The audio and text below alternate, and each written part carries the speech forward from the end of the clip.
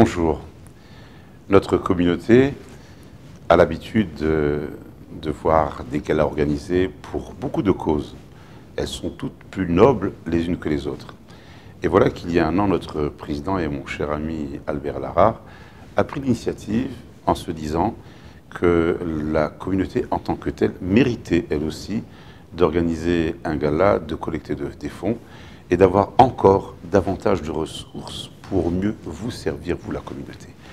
On se souvient de l'engouement, de l'incroyable succès qu'a rencontré ce gala l'année dernière.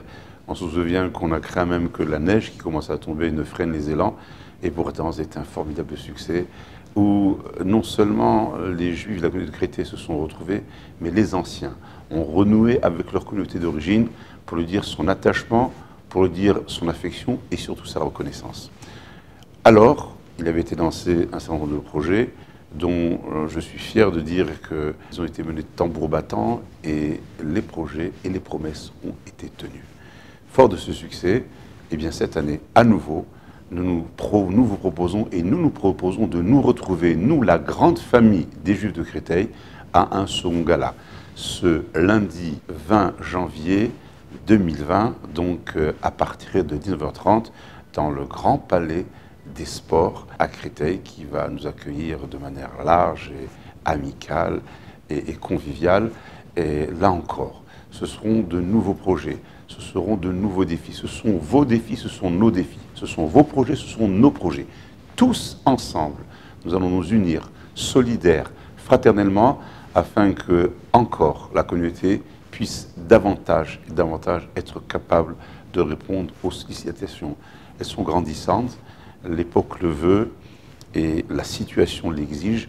Je sais pouvoir compter sur vous toutes, mesdames, sur vous tous, messieurs, vous qui aimez cette communauté, qui voulez la voir grandir, qui voulez la voir s'épanouir, pour qui finalement, on n'oublie pas que le peuple d'Israël, et c'est tout le message de la nuit de Pessah, met au centre de la nuit d'Esther nos enfants, notre avenir. C'est là la promesse du peuple d'Israël. Alors, je nous donne tous rendez-vous, si Dieu veut, Imerse Hachem, donc ce lundi 20 janvier à partir de 19h30 au Palais des Sports pour le second gala. Permettez-moi de terminer sur une image. Lorsque le premier temple de Jérusalem est détruit par Nabuchodonosor, roi de Babylonie, dans ce spectacle terrifiant des flammes qui sont en train de dévorer le temple de Jérusalem, il y a un homme qui s'est lamenté, qui nous a laissé un texte tragique, qui sont les lamentations. Cet homme, c'est le prophète Jérémie. Et Jérémie quitte Jérusalem. Savez-vous comment? Eh bien, dans une main, Jérémie tient un Sefer Torah, le message éternel du mont Sinaï, et dans l'autre main, un enfant. C'est parce qu'il y a eu cette alliance de la Torah et de l'enfant qu'aujourd'hui, 2000 ans après, à Créteil, je vous parle du temple de Jérusalem. Alors ensemble, avec la Torah dans une main, avec nos enfants dans l'autre main, marchons droit dans nos bottes vers un avenir à Dieu. À bientôt.